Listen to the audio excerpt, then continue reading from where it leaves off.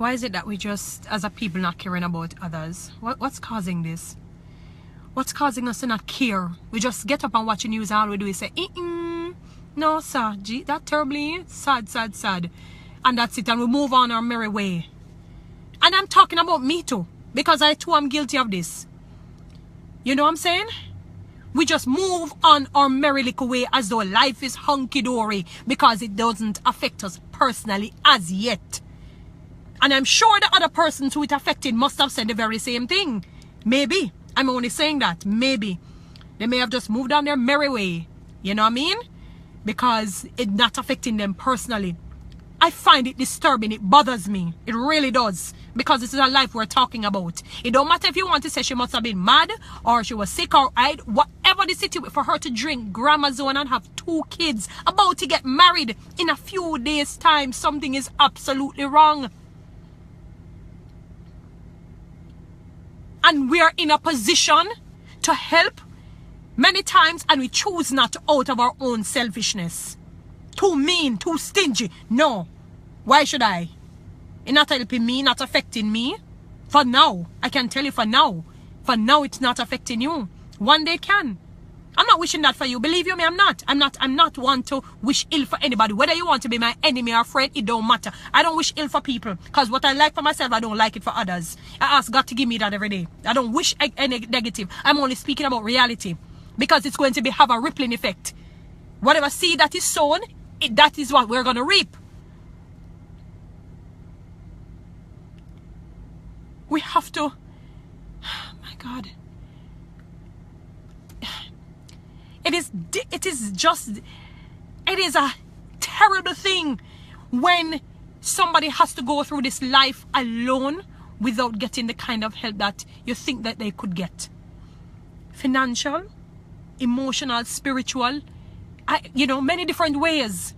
And we just go about our business our merry way until one day a bomb just drop. Some kind of bomb, a bomb of suicide or some negative thing just happening in your family. And you say, oh my God, now I understood. Now I'm understanding what it is that I ignored over the years. People, I implore you. I'm imploring you. I'm talking to myself naturally, of course. Look out for somebody else. And I'm not talking about your mother, your father, your child, your husband, or your wife, cousin, or auntie. I'm talking about somebody who's not related to you. Could be a distant neighbor, a stranger, it don't matter. Even if it may be even your enemy. It's another life. It's another human being. Please. People are having it hard financially. They're having it hard financially. They are having it they're having a difficult time. It's really difficult for them to deal with a lot of these things. And many of you are in the capacity. You have the ability to help and refuse to help. Because it no matter to you in a business. Men not care. And on me. And on my family. And on my business. And on my prerogative. It doesn't matter.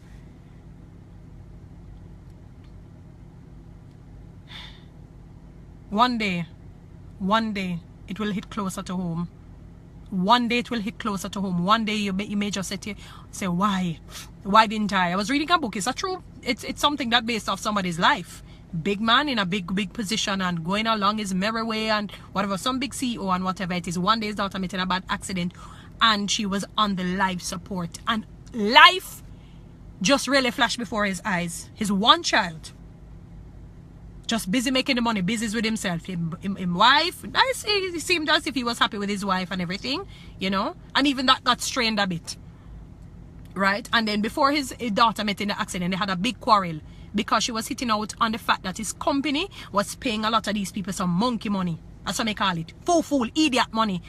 And they were living like dogs, like mangy dogs on the road, scraping for any little scraps that them could get. And their homes look awful because they refuse to pay them something decent. They refuse to pay them something that can help them build something good.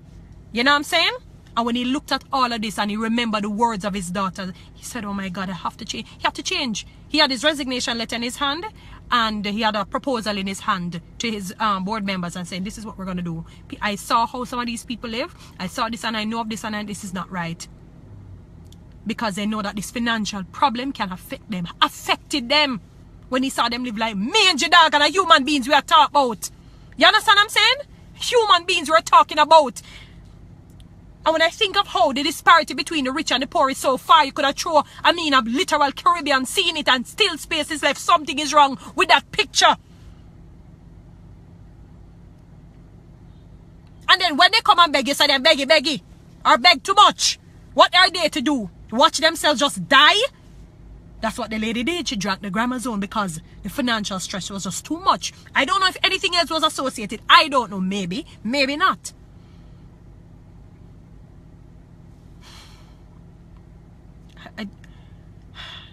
My heart is full.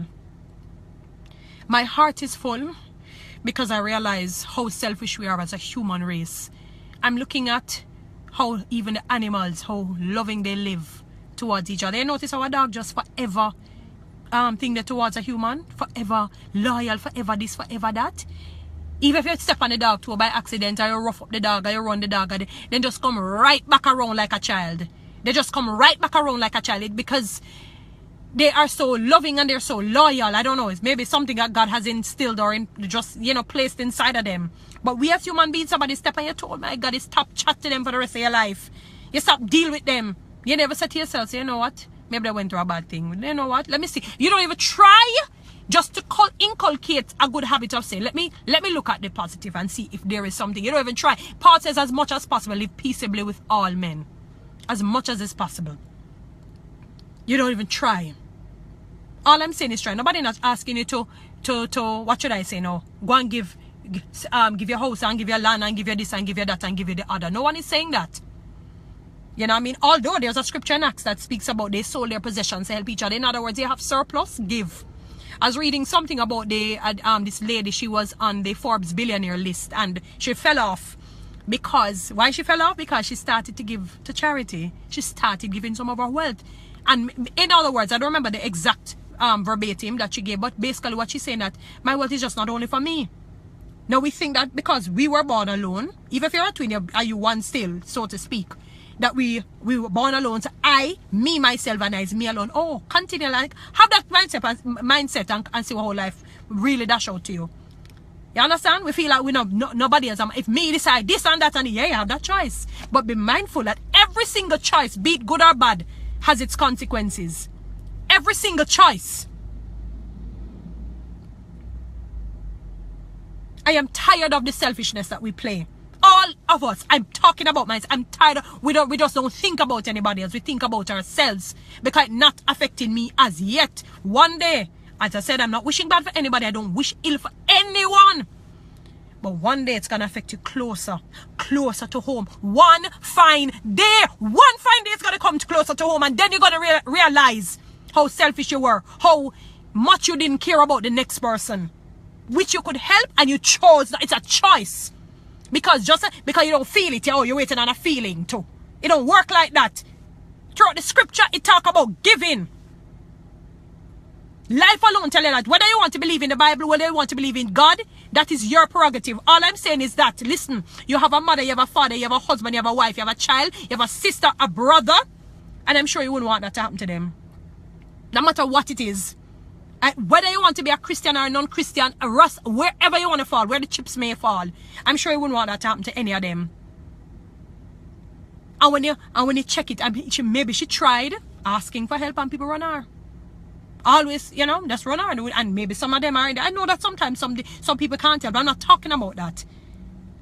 But no matter how small you have it, some small, your arm, you may say, oh, you're still required to give. That's a part of your duty as a human being.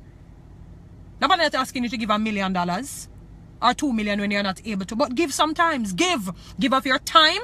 Give of, if you have money, give of it too. If you have goods, give of it.